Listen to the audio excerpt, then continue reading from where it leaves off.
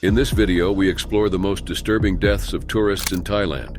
We will delve into 5 real stories that are both shocking and tragic. From unexpected deaths to fatal accidents, each story is proof of the dangers that can lurk in tourist spots. Stay tuned as we uncover the chilling details of these tragic events.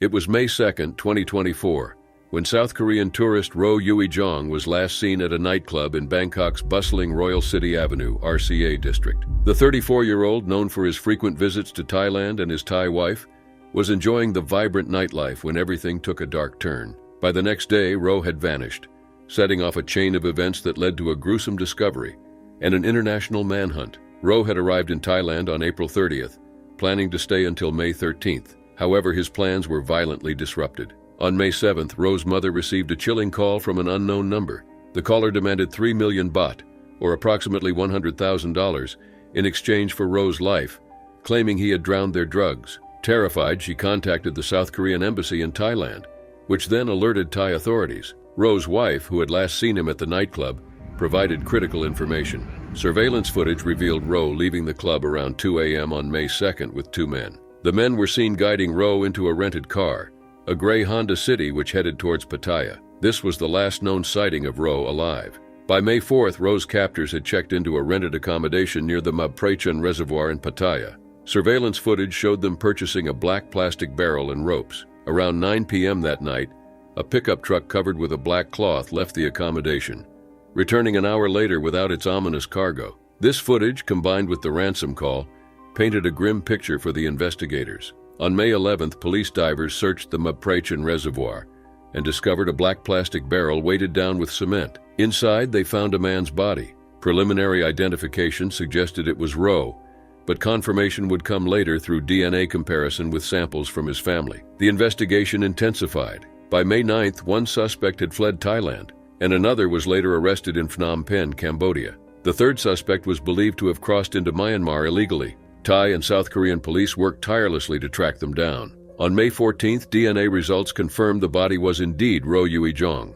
His 10 fingers had been cut off, presumably to prevent fingerprint identification. Despite this brutal attempt to conceal his identity, the DNA match with his father and sister left no doubt. The suspects, identified as Lee Roon, Lee Yong-jin, and Kim Hyung-won, were now the focus of an international manhunt. Lee Roon was captured in Jeongo City, South Korea on May 12th. Lee Yong-jin was arrested in Phnom Penh on May 14th. The third suspect, Kim Hyung-won, was believed to have fled to war-torn Myanmar. The case revealed that Roh had been lured into a criminal scheme involving a haircut and massage business that may have had illicit activities. However, it was unclear if he had invested in this venture. His friend insisted that Roh was never involved in drug abuse, suggesting he had been deceived by the gang. Police reconstructed the timeline carefully. Roh had been abducted from RCA, transported to Pattaya, and held at the rented accommodation. The suspects purchased the materials to dispose of his body, eventually dumping it in the reservoir. This careful planning and execution pointed to a premeditated crime,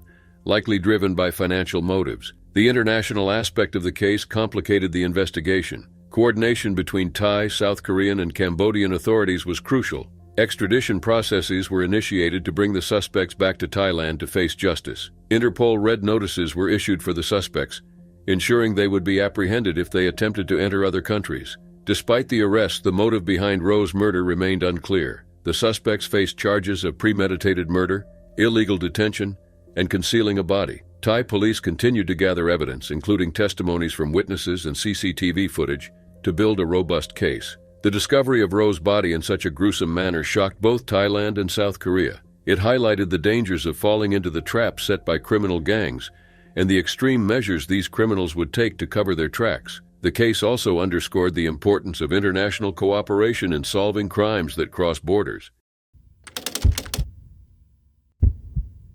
On April 7, 2019, Miriam Bielte arrived on the island of Koh Si Chang, Thailand. Miriam, a 26-year-old from Hildesheim, Germany, had been exploring Thailand, enjoying her vacation. She had taken a ferry from the city of Pattaya, seeking a peaceful day on the peaceful island. Unbeknownst to her, this destination would soon become the setting for a horrifying crime. Miriam rented a motorbike to explore the island. She rode around, taking in the scenic views, and eventually reached a historic stone monument, a popular tourist spot. As she wandered through the site, She was approached by Ranakorn Romruan, a 24-year-old local man who worked as a beach cleaner. Ranakorn, under the influence of methamphetamine, initiated a conversation with Miriam and soon began pestering her for inappropriate acts. When she refused, he followed her into a wooded area nearby. Desperate and frightened, Miriam tried to escape, but Ranakorn caught up with her. He pinned her to the ground and brutally took advantage of her. Miriam struggled, but her attacker was relentless. In a bid to silence her and prevent her from reporting the assault, Ranakorn picked up a large rock and began smashing her face. He hit her repeatedly, ensuring she was dead. The brutality of the attack left her with severe head wounds and a broken leg. After killing Miriam, Ranakorn attempted to hide her body. He dragged her to a secluded spot, partially covering her with leaves and rocks in a crude attempt to conceal her. He then fled the scene, returning to his home to wash his blood-stained clothes. Later that day, a local resident discovered Miriam's body. The scene was horrific. Her face was barely recognizable from the brutal assault. The island, usually a haven for tourists, was immediately sealed off by the police. The news of the gruesome murder spread quickly, shocking everyone in the small community and beyond. Police acted swiftly. They reviewed CCTV footage and interviewed witnesses, quickly identifying Ranakorn as the prime suspect. He was seen leaving the scene with blood on his clothes. A flower vendor who knew Ranakorn also reported seeing him covered in blood. The police tracked him to his home, where they found him calmly watching TV, smoking cigarettes and drinking beer. His blood-stained clothes were found hidden in his home. Ranakorn was arrested and taken into custody. During his interrogation, he confessed to the crime, admitting that he had raped and murdered Miriam while high on drugs. He showed no remorse, explaining that he had killed her to prevent her from reporting the crime. The following day, at a police conference in Chonburi province, Ranakorn reenacted the crime for the authorities. With a blue bag over his head, he demonstrated how he had used the rock to kill Miriam, leaving the onlookers in shock. Police Colonel Ankul Sarakul, speaking at the conference, confirmed the details of Ranakorn's confession. "This is how he did it. This is how he killed the tourist. He used a rock to hit her in the face," he said. The police charged Ranakorn with premeditated murder, rape, and concealing a body. He was detained at the Chonburi police station while officers prepared the legal paperwork for his court submission. Ranakorn's mother, 43-year-old Nongluk Fosang, visited him in prison the night of his arrest. She brought him some clothes and expressed her shock and sorrow over her son's actions. Speaking to reporters, she said, "My son and I didn't live together, so I didn't know much about what he usually did in the day. I only knew that he worked on a boat and collected rubbish from the beaches. He is a quiet guy who doesn't talk much. He likes to stay alone at home watching TV and listening to music, just like most of the guys. I deeply apologize to the girl's family on behalf of my son. I never thought that he could do anything like this. He deserves the full lawful punishment, and I am willing to accept the judge's decision." On July 11, 2019, just over 3 months after the murder, the Chonburi Provincial Court handed down its verdict. The court found Ranakorn guilty of premeditated murder, rape, drug use, and concealing a body. The nature of the crime was so severe that the court ruled no mitigation was possible. Ranakorn was sentenced to death. It was a warm day in June 2012 when Audrey and Nomi Belanger checked into the Phi Phi Palm Residence Hotel on the stunning Phi Phi Islands in Thailand. Audrey, 20, and Nomi, 26, were from Pohenegamuk, a small rural town in Quebec, Canada, known for its close-knit community and beautiful landscapes. They were well-loved in their hometown, always active in community events, and known for their friendly and vibrant personalities. The sisters had gone on this trip as a well-deserved break from their university studies at Université Laval. Both were excited to explore the exotic locales and vibrant nightlife of Thailand. They arrived at the Phi Phi Islands, a popular destination for young tourists seeking adventure and relaxation, on Tuesday, June 12, 2012. After checking into their hotel, Audrey and Nomi went out for the evening and returned to their room that same night. The next day, June 13th, they remained in their room the entire day. Hotel staff noticed that they didn't leave their room at all, but didn't think much of it initially. However, by Thursday, June 14th, a hotel maid grew concerned when the sisters didn't respond to her knocks. Believing they needed more rest, she left. But when she tried again that evening and received no response, she used a master key to enter the room. What she found was horrifying. The sisters were lying motionless in their beds, covered in vomit, with their fingernails and toenails a discolored blue. They had skin lesions and were bleeding from their gums. The hotel quickly alerted the local police, and an investigation was launched immediately. The initial investigation by Thai authorities revealed no signs of a struggle or robbery. There were various over-the-counter drugs found in the room, including ibuprofen, but nothing seemed out of place. The local police speculated that the sisters might have succumbed to food poisoning, possibly from blowfish or poisonous mushrooms, both known to be highly toxic if not prepared properly. However, this theory did not fully align with the symptoms observed. Dr. Komkrit Pukrityakame, the director of Krabi Hospital, conducted a preliminary examination and also suspected poisoning, but the exact source remained elusive. The sisters' bodies were then sent to Bangkok for a more thorough autopsy, which only added to the mystery. As the investigation progressed, a new and chilling theory emerged. In 2009, two women, an American and a Norwegian, had died under similar mysterious circumstances at the same resort. They had exhibited severe vomiting and dehydration, but the cause of death was never determined. This led some to believe that there might be a common factor at play. A joint investigation by CBC's The Fifth Estate and Radio Canada's Enquête uncovered disturbing evidence pointing towards a highly toxic pesticide called aluminum phosphide, commonly used in some holiday hotels in Asia to control bedbugs. This pesticide, when exposed to air and moisture, releases a poisonous gas called phosphine, which is deadly to humans in high concentrations. Dr. Pasakorn Akarasewi, with Thailand's Ministry of Health, admitted that acute intoxication from a chemical in the pesticide group was a likely explanation for the sisters' deaths. This pesticide is strictly regulated in Canada,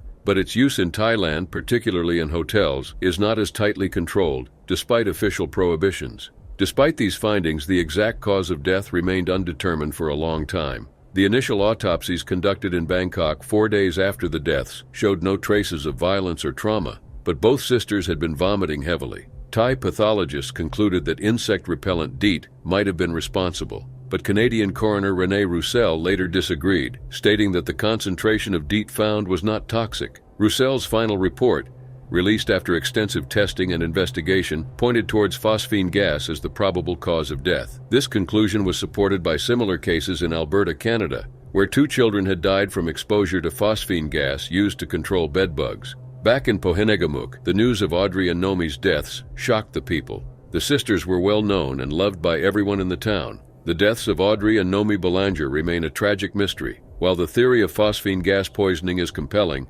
it has never been conclusively proven. The circumstances of their deaths bear eerie similarities to other unexplained fatalities on Phi Phi Island and elsewhere in Thailand, suggesting a possible pattern of toxic exposure in tourist accommodations.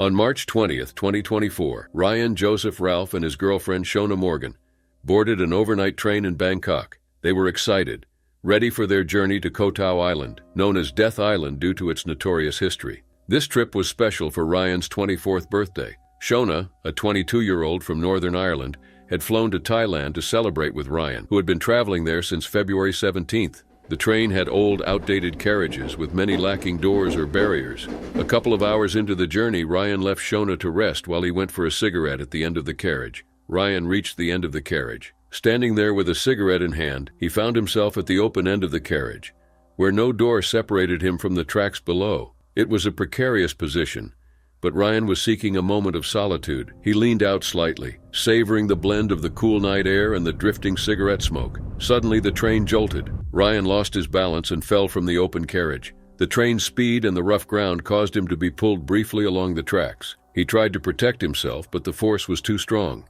The train continued on, unaware of the tragedy that had just occurred.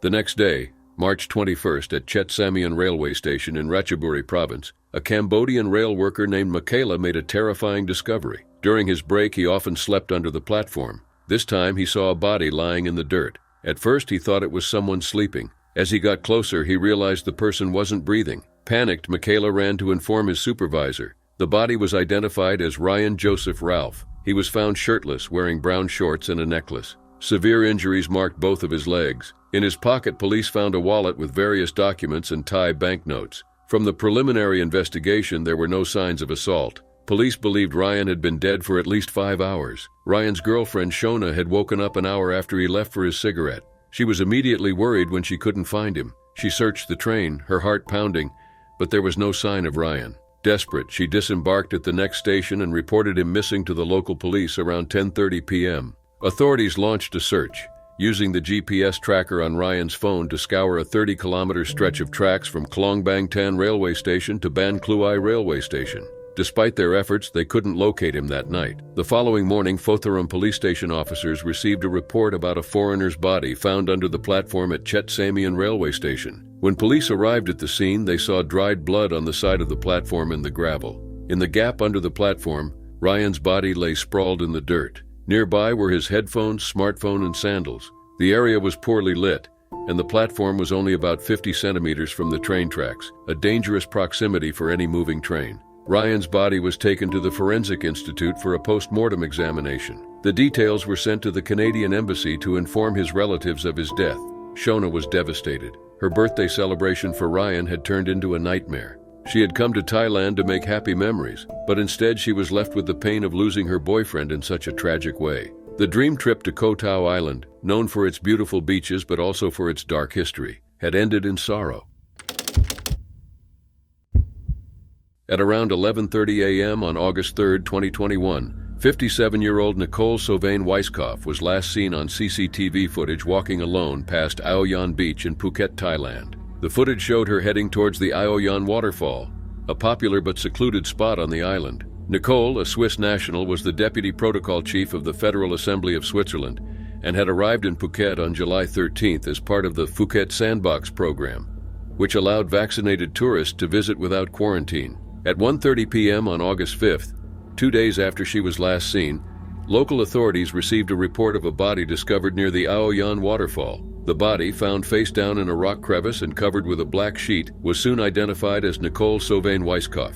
The discovery was made by a local resident who was passing through the area. The scene was horrifying. Nicole's body was partially clothed, wearing only a t-shirt and a jacket. Nearby, police found her blue sports shoes, a black backpack, underwear, and her phone. The initial examination by police and medical examiners suggested that she had been dead for at least 48 hours, and there were signs of sexual assault. This shocking discovery prompted a swift response from local authorities. Security on the island was heightened as officials sought to reassure tourists and residents alike. Thai Prime Minister Prayuth Chan-o-cha expressed his condolences to Nicole's family and urged the police to expedite the investigation. Phuket's regional police commander, Kittirath Phanpech, emphasized the suspicious nature of the death. Deputy Inspector General Wudachai Chanfai added that the location of the waterfall was remote and typically only known to locals or experts. The investigation quickly focused on CCTV footage and other forensic evidence. Within days, police arrested 27-year-old Tirawat Thothip,